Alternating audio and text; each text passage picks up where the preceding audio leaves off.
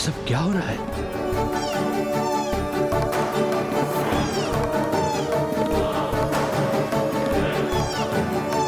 मृगौर यहाँ? सुरा सही।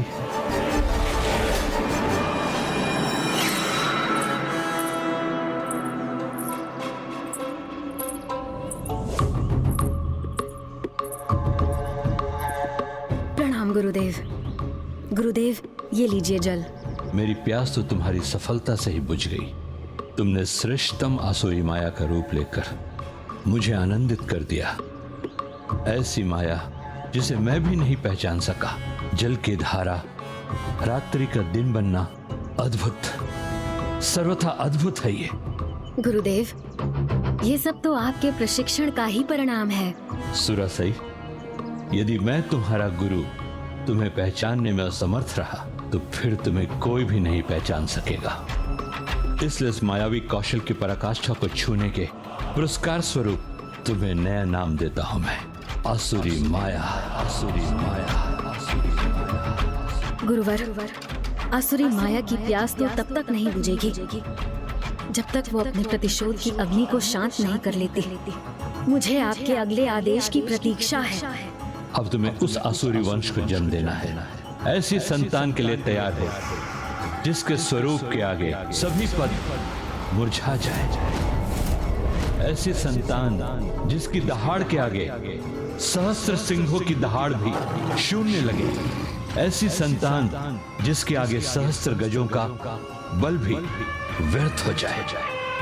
ऐसी संतान जो जंगली अज के समान हठी हो, जिसके उसके पद से कोई भटका ना सके। हाँ गुरुदेव, यही तो मेरी भी कल्पना है। क्या करना होगा मुझे?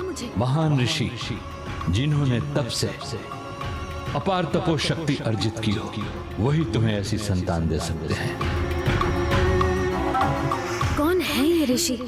महर्षि कश्यप। महर्षि कश्यप। महर्षि कश्यप। ऋषि कश्यप? किंतु पिताश्री, ऋषि कश्यप को उस आसुरी कन्या ने अपनी सहायता के लिए मनाया कैसे? उसने ऋषिवर को मनाया नहीं, अपितु उनके साथ भी मायावी छल किया। जब वो वन में विचरण कर ध्यान का स्थान ढूंढ रहे थे, सुरासई को उनकी उपस्थिति का आभास हो गया और उस मायावी ने एक मायावी छलावे का निर्माण किया।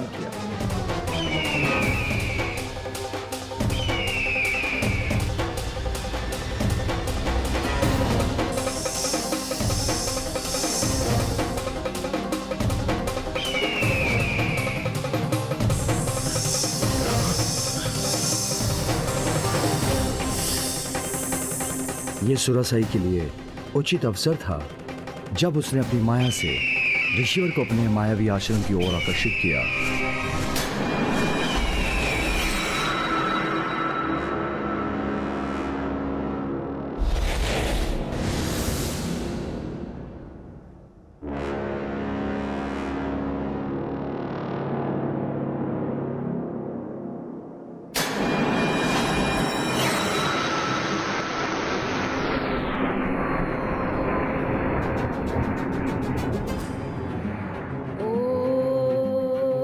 यहाँ इस वन में ओम के उच्चारण का स्वर कहाँ से आ रहा है?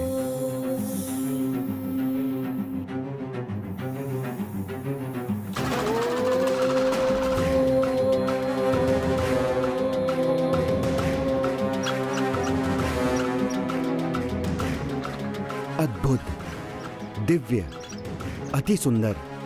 मेरे ध्यान के लिए ये स्थान सर्वथा उचित है।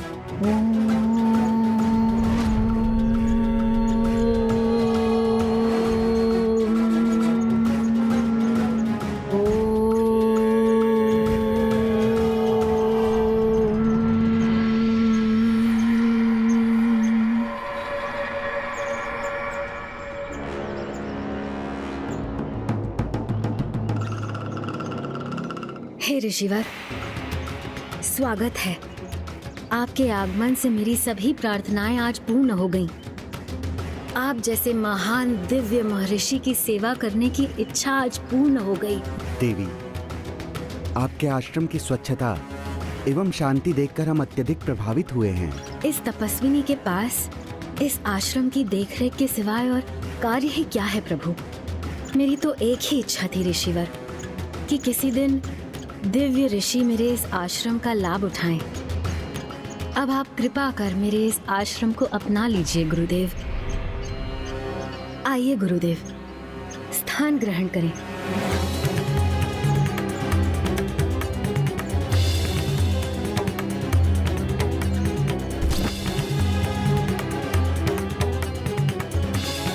अपने ध्यान के लिए उपयुक्त स्थान ढूंढ रहे ऋषि कश्यप ने अविलंब मायाविनी सुरासाई के आमंत्रण को स्वीकार कर लिया। इधर ऋषि कश्यप उसके माया जाल में उलझे और उधर सुरासाई उनके साथ छल करना आरंभ कर दिया। उस आसुरी राजकुमारी ने ऋषिवर की सेवा के लिए उस कीट का प्रयोग किया और स्वयं ऋषिवर की सेवा से मुक्त हो गई।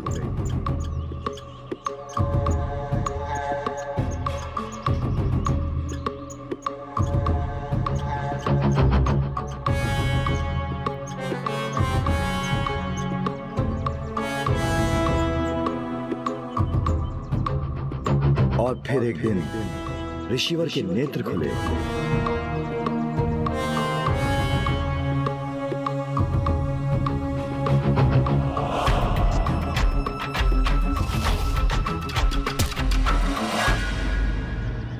देवी, लंबे समय तक मैं ध्यान में रहा। आपने निस्वार्थ भाव एवं निष्ठा के साथ मेरी सेवा की है। आपकी सेवा से प्रसन्न होकर मैं आपको वरदान देना चाहता हूँ। कहिए देवी, क्या इच्छा है आपकी? आपके तप की सफलता और प्रसन्नता ही मेरा सुख है। मेरी और कोई अन्य कामना नहीं है। सेवा का फल ना मिले तो वो अनुचित होगा। आप मुझसे अवश्य कुछ मांगिए, मुझे अत्यंत प्रसन्नता होगी। आपकी जो भी इच्छा हो वो निसंकोच कहिए। मैं आपको वचन देता हूँ कि मैं उसे अवश्य पूर्ण करूँगा। मैं आपकी इच्छा को कैसे टाल सकती हूँ ऋषिवर? तो यदि आप मुझ पर कोई कृपा करने के इच्छुक हैं ऋषिवर, तो मुझे अपनी अर्धांगिनी के रूप में स्वीकार करें। मेरी संतानों के पिता बनना। उचित है देवी, मैंने आपको वचन दिया है। जैसी आपकी इच्छा वैसा ही होगा। महर्षि कश्यप को अपने माया जाल में उलझाने वाली ये तो महामायाविनी थी। हाँ पुत्र, असुर गुरु शुक्राचार्य ने उसे आसुरी माया में ऐसा प्रवीण बना दिया था। और फिर उसके तुरंत बाद ऋषि कश्यप ने उसे विवाह कर उसकी प्रथम इच्छा पूर्ण कर दी। और जब उसकी दूसरी इच्छा पूर्ण करने का समय आया तो सुरासाई ने एक और वचन ले लिया। हमारे पुत्र असाधारण होने चाहिए, इसीलिए वचन दीजिए स्वामी। हमारे दिव्य मिलन के समय आप मेरे रूप अनुसार रूप धारण करेंगे। विचित्र बात है, इसकी क्या आवश्यकता है? किंतु जो मेरे प्रति समर्पित रही है उसकी इच्छा पूर्ण करने का वचन मैं दे चुका हूँ। उचित है देवी, जैसी आपकी इच्छा।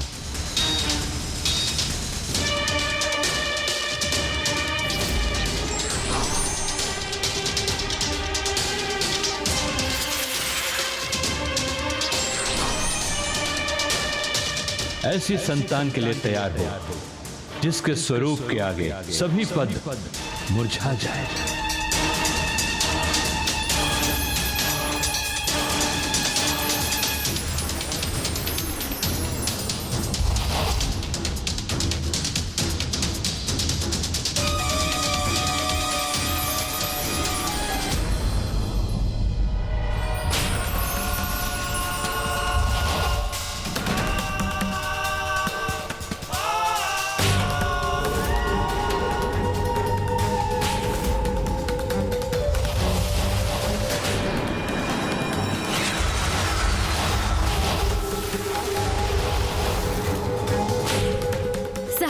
पद्मों के समान तेजोमयी है मेरा पुत्र। मैं इसका नाम सुरा पद्मन रखना चाहती हूँ।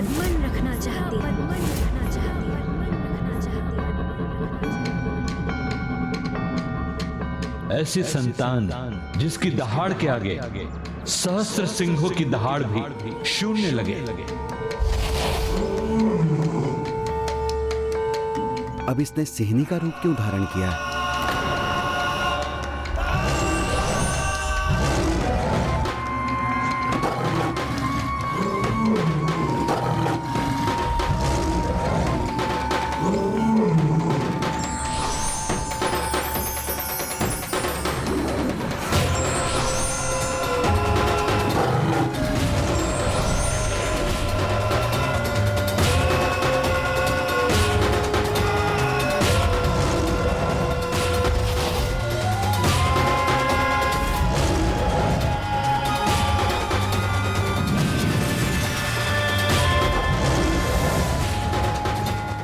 पुत्र।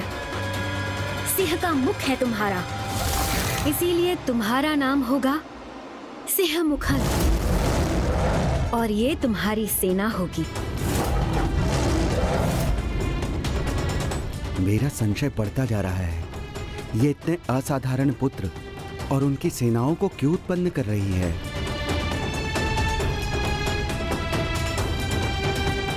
ऐसी संतान जिसके आगे सहस्त्र गजों का बल भी व्यर्थ हो जाए। उचित समय आने पर इसका सत्य उजागर अवश्य हो जाएगा।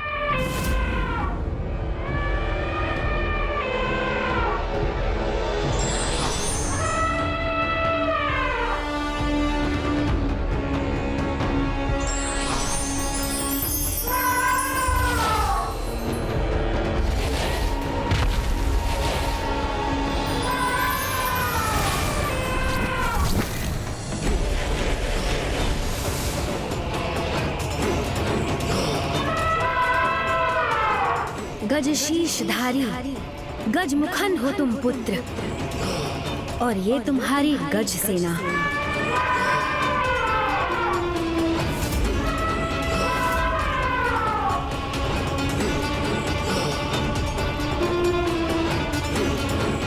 ऐसी संतान जो जंगली अज के समान हठी हो, जिसके उसके पद से कोई भटका ना सके। एक ऋषि होने के नाते मुझे अपने वचन का मान रखना ही होगा। परिस्थिति चाहे जो भी हो, उचित समय आने पर इसका सत्य उजागर अवश्य हो जाएगा।